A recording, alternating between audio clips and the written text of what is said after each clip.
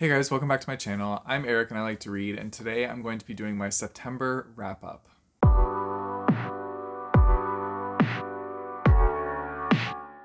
So we're already into October. I can't believe that September is already over. This fall is going so quickly. I I'm just losing track of time. It feels like it's going so fast and like I don't know. I don't know where it's going. But anyways, it's time for us to talk about the books that I finished in September. Now, I won't say there's a crazy amount. I finished only 5 books. One of them was a graphic novel, so not too many, but I am excited to talk to you about these ones. So, without further ado, I'll just jump right into it. The first one I read was Lake Lore. I read this for the Phase and Gaze book club. We actually had a full discussion on this book, and so the live show is actually on my channel if you want to go check it out. But anyways, we talked about this book. I ended up giving this book a 3 out of 5 stars. I thought it was a decent book overall. It had very beautiful writing. I will give it that. The way things were described were very like you could really picture them and visualize them in your mind. So, like that was really cool. It's just I kind of got like a different idea of what this book was about from the synopsis before I went into it. And then I read it and it didn't really feel like the synopsis connected with what the book actually was. So going into this, I was expecting it to be more of a fantasy, but I think this book is probably more of like a magical realism, with a heavier part on like the contemporary side. Um, so the back of the book says that it's two characters kind of coming together to like deal with things that are coming to fruition with this like underwater world. So it's this lake called Lake Lore, and there's things in this lake that are coming into like their world and crossing over, and their characters are going into the lake and dealing with things, and like that's kind of like what the synopsis is giving you. So you're like, okay, cool, this is going to be like a fun fantasy where they have to maybe battle some monsters or stuff like that. But I think in this sense it was more like battling like inner demons instead of like actual like magical creatures. I was expecting like a fantasy element to it, and there didn't really seem to be that. The lake world kind of ties in with the real world, but it's more just to these two characters. It's not like an actual thing where there's like dire consequences or anything like that. It's just more of a thing where these characters are dealing with things that they're struggling with, and those things that they're struggling with are kind of coming to fruition in their lives visually, but not really in others. Like other people don't notice these things. And so that's kind of more what it was. I will say this book has excellent ADHD rep, because one of the main characters has ADHD, and it explains like a lot what they have to go through every day and how they kind of like organize themselves to get by having ADHD and constantly having like their attention on something else at all times. It kind of shows like how that character deals with it. It also does really well with explaining dyslexia and showing how one of the other characters has dyslexia, and so you get to learn a lot about that. It's kind of like ADHD Dyslexia 101, put into a book. I would also say that it was good with its trans rep and kind of giving you like a pronouns class on 101 too. So that also is a big part of this book. And so I think this book would definitely connect with certain people, and other people would really like this book more than I did. I think the only reason I didn't enjoy it as much, like I said earlier, is because I thought going into this it was going to be more of a fantasy, and so it wasn't what I was expecting, and so that kind of like changed how I felt about it. But overall, like the writing is beautiful, and there are good elements to the book, so I would still definitely say check it out if you have a chance. Just go into it not expecting it to be a fantasy. Go into it expecting like a magical realism slash contemporary. Then I read The Time Machine. This is a graphic novel. It's very short. I ended up giving this a 2 out of 5 stars. I don't know. I don't know if it's like the way it was told, because like I've read The Time Machine, the original one by H.G. Wells, and I enjoyed that novel, but reading it in graphic novel format, I normally love graphic novels. So that's why I was expecting this to be something I would enjoy, but I didn't. I thought it was very like lackluster. It didn't have much to it. They definitely could have made it a longer graphic novel because it's very short, and I don't know, maybe it's just the art style is not even that bad. Like it's it's not a horrible art style. It just felt like it was very choppy, and it felt like it was like the Spark Notes version of the Time Machine, and it could have been better. So yeah, I don't know. I didn't connect with this one, which is unfortunate. And yeah, luckily it was a quick read, so like I got through it quickly. But yeah, that's that. Then I was doing a lot of driving this month, so I listened to And Then There Were None on audiobook, and this one was actually pretty fun. I would probably give this a 3 out of 5 stars, I would say. I have never read an Agatha Christie book before, so it was interesting to like see her writing style. It's definitely very old-fashioned, and there are some parts that are kind of racist, so I was not a fan of that. I definitely think that needs to be addressed. I'm sure it has been addressed in some forum in some way, but yeah, like there were definitely parts of the book that were not okay. She also is a big fan of using the word queer, but like queer as in like queer happy or like puzzled, not in the sense that like we're thinking. I just thought that was kind of random because like she uses that word very often. Like it was almost in every other sentence when I was listening to it. So I was like, okay, whatever.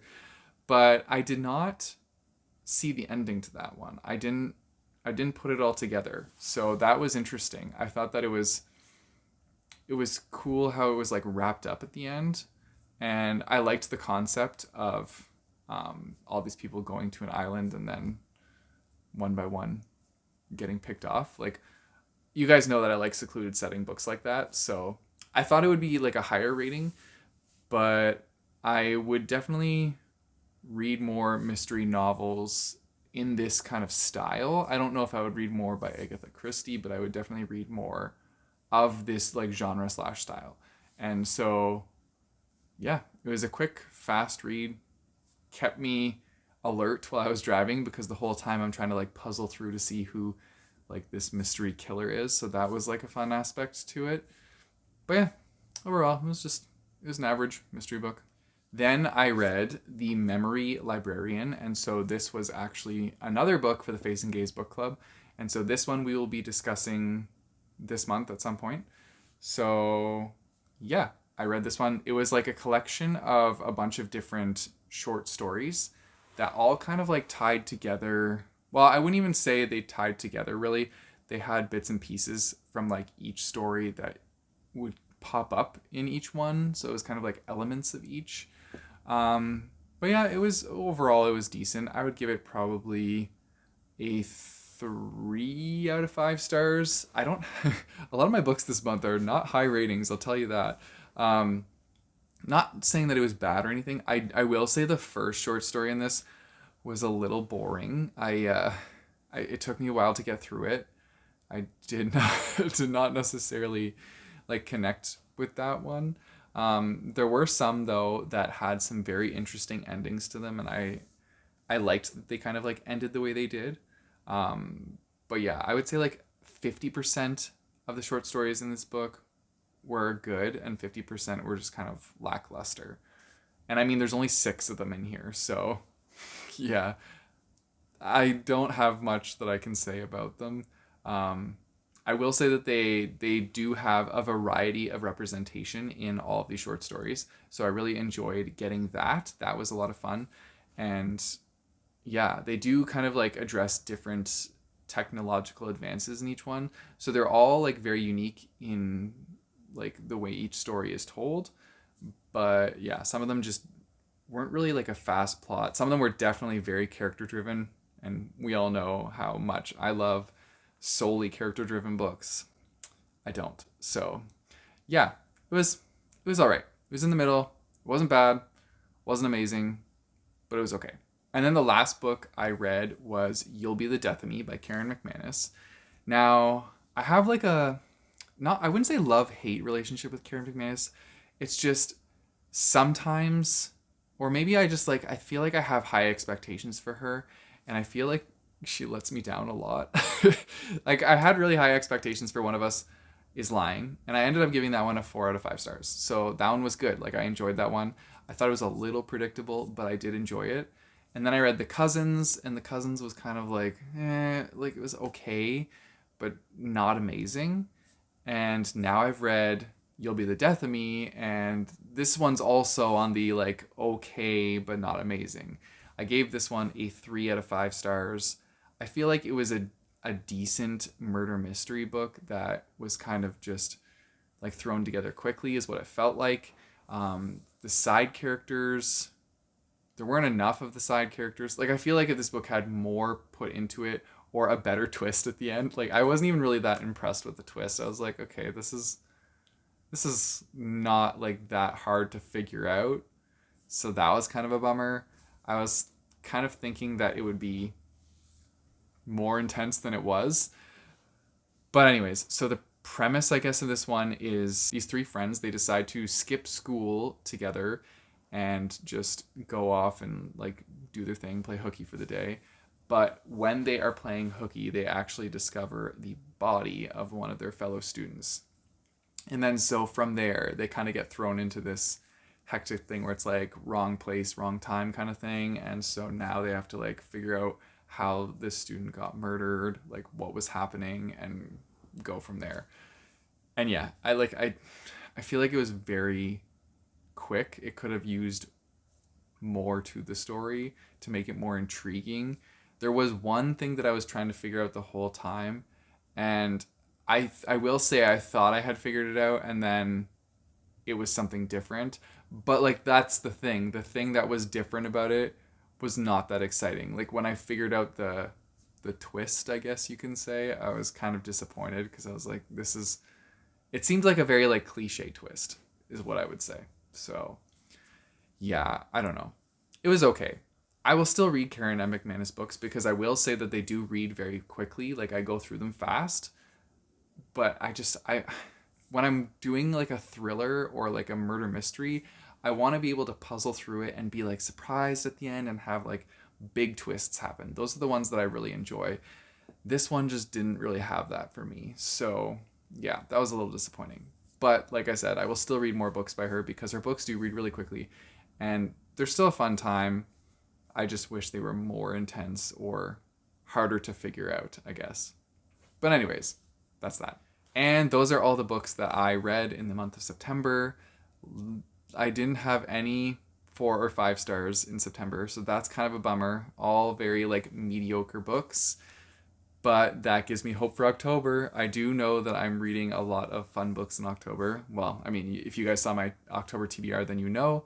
So yeah, I'm looking forward to the books I'm reading. I've already started one of them, and it's That Weekend, the thriller book I talked about, and I'm really enjoying it so far. I'm only like 25% in, so I don't know if that's enough to like get too excited yet, but in that 25%, like I'm definitely hooked and I want to know what's happening. So I'm invested.